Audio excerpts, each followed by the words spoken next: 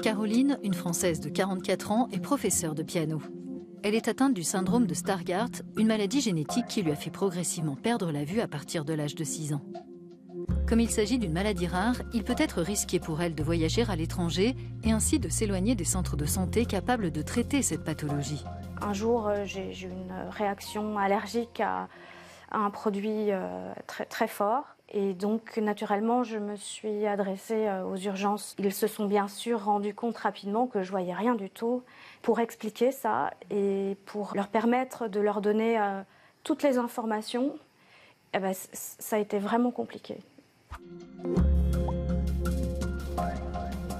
Bien que les spécialistes de l'hôpital universitaire de Strasbourg aient pris en charge la maladie de Caroline, ce type de pathologie est un défi difficile à relever pour les médecins en raison du faible nombre de cas.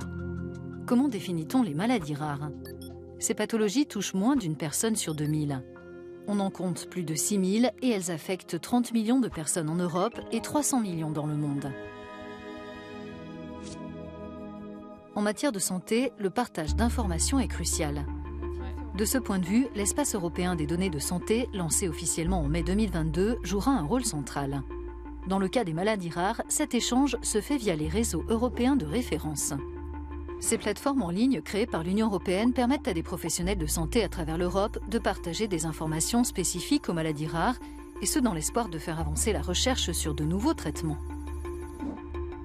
Ces échanges se font avec l'accord des patients atteints de ces pathologies, 97% d'entre eux acceptant le partage de leurs données de santé.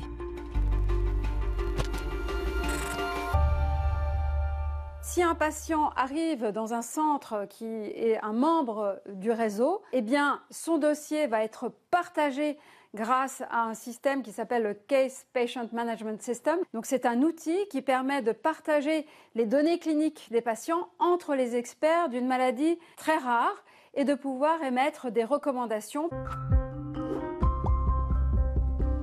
Au centre de recherche médicale de l'Université de Gand, en Belgique, un grand volume de données cliniques est produit chaque jour.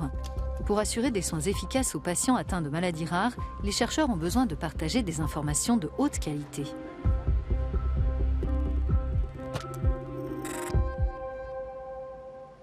L'un des défis en Europe est l'accès aux soins de santé pour les maladies rares.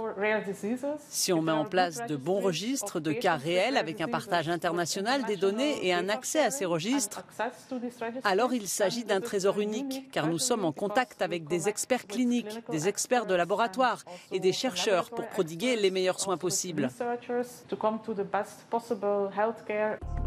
Partager des données, mais aussi échanger des expériences directes entre experts, c'est le rôle de la clinique virtuelle qui se concentre sur les cas de patients dans toute l'Europe, comme s'ils se trouvaient tous dans le même établissement médical.